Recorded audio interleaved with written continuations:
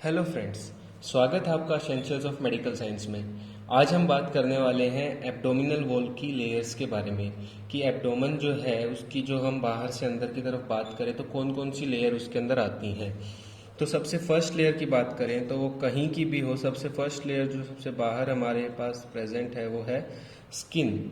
सबसे बाहर हमारे पास स्किन प्रेजेंट है तो सबसे आउटर लेयर क्या हो गई यहाँ पे, स्किन। स्किन के अंदर की तरफ चले तो हमारे पास जो नेक्स्ट लेयर है वो है सुपरफिशियल फेशिया।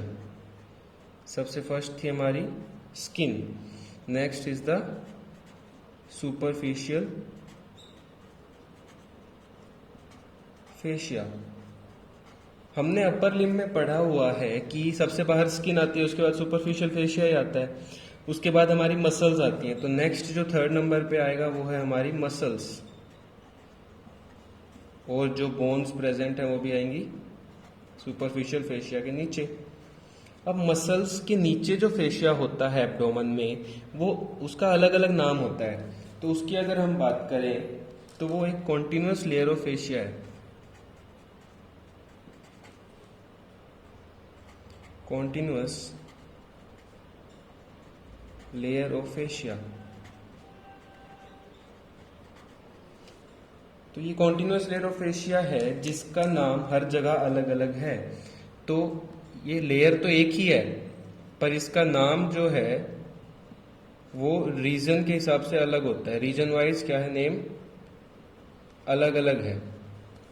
ठीक है, जैसे एग्जाम्पल की बात करें, सबसे ऊपर अगर इसकी शुरुआत करें, एब्डोमेन का जो फेशिया है जो कि कॉन्टिन्यूअस है, उसमें सबसे ऊपर आता है हमारे पास डायफ्रामेटिक फेशिया। डायफ्राम के जो नीचे फेशिया है उसे कहते हैं डायफ्रामेटिक फेशिया।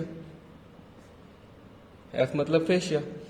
उसके अगर डायफ्रामेटिक फेशिया के बाद नीचे आए, डायफ्रामेटिक फेशिया नीचे आके कंटिन्यू होता है, नीचे क्या आते हैं, ट्रांसवर्सस एब्डोमिनिस की हम बात कर चुके हैं। तो उसके नीचे जो फेशिया होता है उसे कहते हैं फेशिया ट्रांसवर्सैलिस।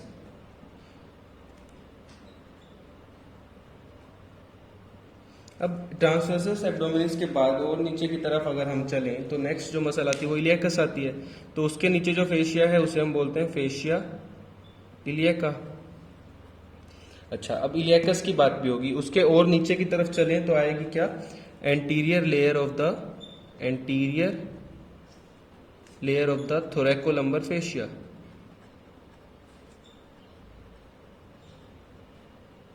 थोरैकोलंबर फेशिया।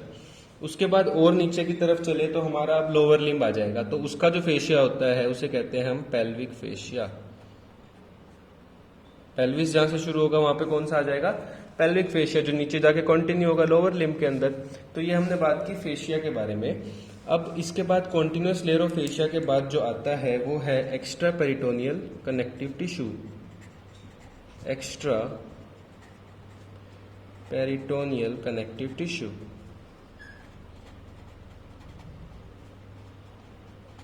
ये सब हम बाहर से अंदर की तरफ बात कर रहे हैं। इसके बाद जो लास्ट जो लेयर आती है वो है पेरिटोनियम की लेयर।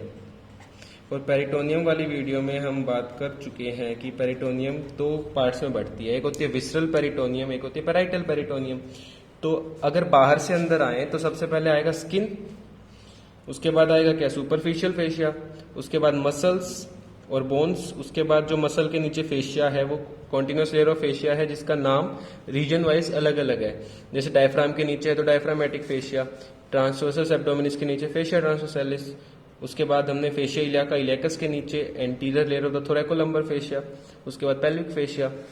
तो उसके बाद अगर और अंदर की तरफ चलें तो आता है extra peritoneal connective tissue. Peritoneum के ऊपर प्रेजेंट होता है एक्स्ट्रा पेरिटोनियल कनेक्टिव टिश्यू, उसके नीचे प्रेजेंट है हमारी पेरिटोनियम की लेयर। अब पेरिटोनियम कौन सी होगी, बाहर की तरफ होगी पेराइटल पेरिटोनियम, अंदर की तरफ विसरा है तो विसरा के ऊपर होगी विसरल पेरिटोनियम। तो बाहर पेराइटल, अंदर की तरफ विसरल। तो ये हमने बात की layers of the abdominal wall की। नेक्स्ट वीडियो में हम आगे एब्डोमेन के बारे में पढ़ेंगे, उसके अलग अलग रीजन्स के बारे में पढ़ेंगे।